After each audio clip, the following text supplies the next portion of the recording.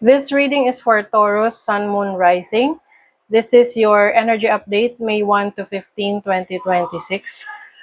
Let's see the energies. Okay. General reading, so pwede kayong makarelate, pwedeng hindi. Just take what resonates. Another reminder, I will not message you or follow you para mag-offer ng services. So mag-ingat kayo sa mga fake accounts and scammers. Kung gusto nyo ng private reading, just go to my website, mysticqueenph.com, or you can book directly sa aking calendar, link on the description or comment section. Okay, let's see, Taurus. What's the energy for you first half ng May? Shape shift. So ito yung parang adaptation, adaptability. So maaring meron kang adjustment na gagawin ngayong May para mag-fit in ka sa isang sitwasyon. For example, yung trabaho mo, nire-require ka na pumasok ng mas maaga. So, may adjustment kang gagawin. This can also be like possessing characteristics of someone, or like an archetype, another person, para mas maging effective ka sa ginagawa mo. 'Di ba? For example, isa kang nagwo-work ka sa mall, dun sa mga nagbebenta ng mga makeup. So, pero sa ngayon, yun yung opportunity sa'yo, but pwedeng hindi ka masyadong marunong sa makeup. Mag-makeup, ganyan. So, aaralin mo yun para mas presentable ka at mas magagamit mo yung skills na yun para mas makapagbenta ka sa mga clients mo. Okay? So, it's about adapting yourself to a situation to be more comfortable and mas maging ayan na naman, naubusan naman ako ng word. Para mas maging kapani-paniwala, ganon. Or mas may authority kasi nga, you are possessing the character of what you need or what you should be.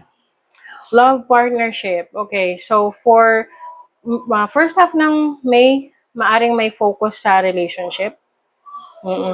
Sa commitment mo, partner mo, sino man tong person that you are dealing with. Let's see your overall energy. Teka, parang nakukulangan ako dun sa energy ng relationship mo.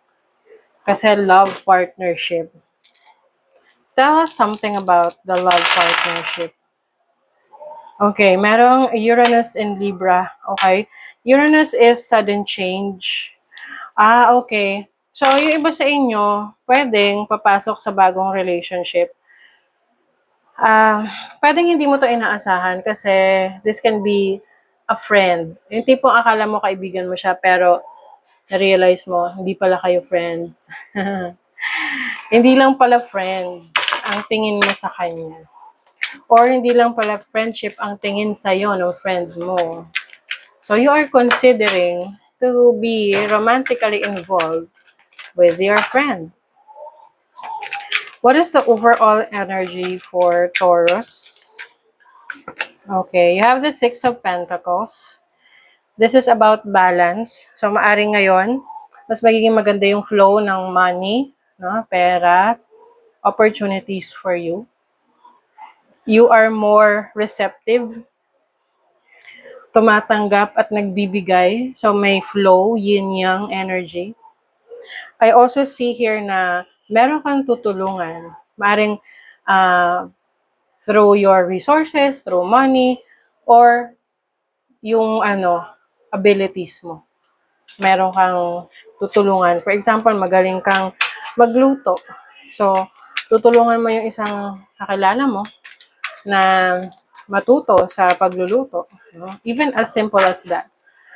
Now, your challenge is the Two of Swords. Meron kang decision na kailangan gawin ngayong first half ng May na maaring medyo matagalan ka dyan kasi hindi ka sigurado. Maaring may conflicting situation. Okay? But since it is your challenge, you have to tap into your instinct and intuition at um, tanggalin yung bias para mas mas maayos yung lalabas na desisyon mo. Okay? Walang bias. Now, your opportunity. What is the opportunity ng mga Taurus? Okay, you have the Seven of Wands as your opportunity. I think, yung mga bagay na iniiwasan mo, kasi akala mo hindi mo kaya, ay babalik pa rin sa'yo. Kasi it is meant for you to explore. It is meant for you to know. It is meant for you to receive. Okay? So, maaring, this can be anything. Halimbawa, meron ka iniiwasan na trabaho kasi akala mo hindi mo kayang gawin.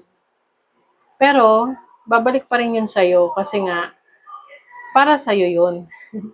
Kaya mo talaga. So, I feel like the opportunity here is having the courage. Kakaroon ka ng lakas ng loob na mas maniwala sa sarili mo. And this is also an opportunity of um, protecting yourself, protecting your energies.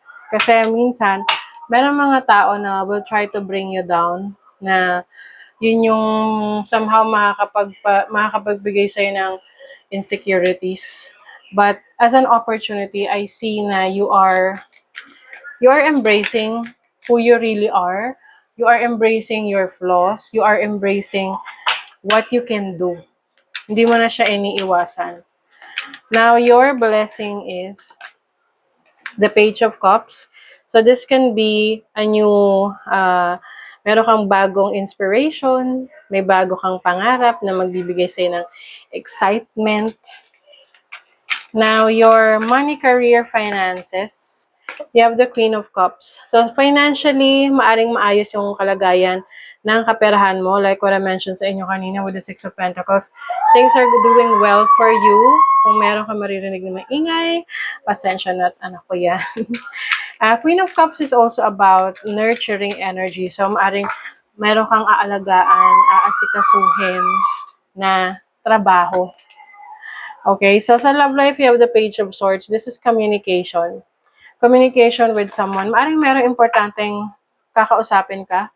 Can be the partner that you are dealing with concerning your love relationship. Pwedeng isa rin yun sa decision na kailangan mong gawin. But this is about, curiosity. May inaalam ka eh. Parang may pag-iimbestiga. Okay, you also have growth. Evolution starts when you leave your comfort zone. Get comfortable with being uncomfortable. So some of you, aalis kayo sa isang sitwasyon na meron kayo na feeling nyo hindi na kayo umuunlad kasi mas malaki na yung kakayanan nyo. So it's time to expand and explore. Okay? That is your reading, Taurus. Thank you so much. See you again.